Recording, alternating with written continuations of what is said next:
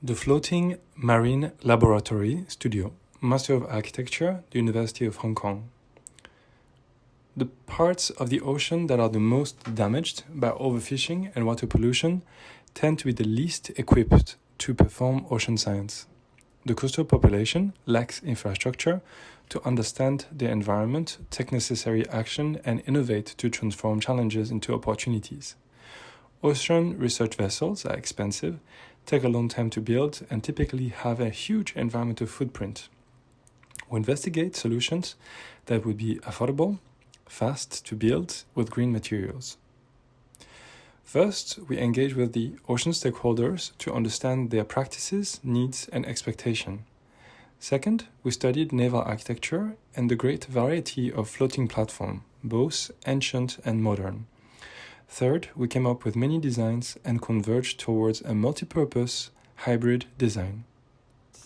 With a budget of 10,000 Hong Kong dollars over 2 days, 8 students built a proof of concept of a floating marine laboratory from either green and recycled materials without electricity, power tools, or even a roof. Their first prototype was deployed and anchored in a sheltered bay, South Lantau in Hong Kong.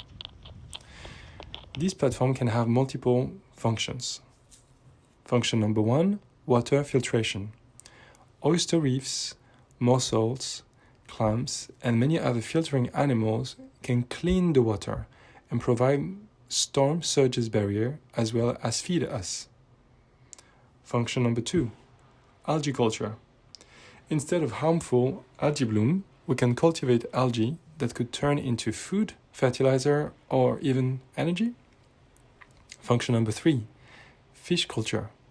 Some fish are pretty tolerant of nutrient-rich water. Could we farm such fish? Function number 4, plastic debris collection. Plastic waste in water and on the beach is pervasive. Could such structure be a convenient point of collection and sorting? Function number 5, environmental data collection and streaming. To understand the interaction of weather, water chemistry, and biology, it is important to record and share data. Could we capture this data and stream it online? Function number 6, education.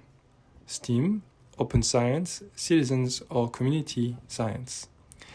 Any project is successful because of the people. A great way to engage with the community beyond research is education and public participation in the research programs. Could we design the activities so the local and international community can take part into the program of the platform? The platform turned out to be very stable and modular, making it easy to increase the capacity and adapt to the functions of the need and the people of the place.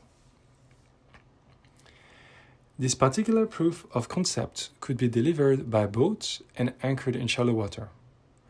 A stronger, better sheltered version could be developed to be used in the open sea. It is important to mention that this is a maritime architecture project that is entirely open source, so anyone can join, criticize, and contribute and improve on our GitHub repository. The bigger picture is this. In 2020, 40% of the world population, which is 7.6 billion, lives within 100 kilometers from the coast, generally in cities.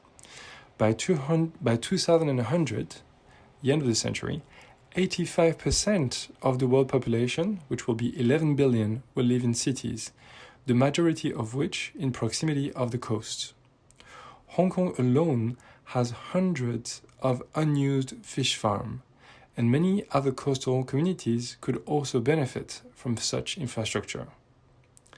The pressure on our ocean is increasing, and we must develop affordable, fast, green, and scalable open-source solutions to understand the ocean and transform these coming challenges into opportunities.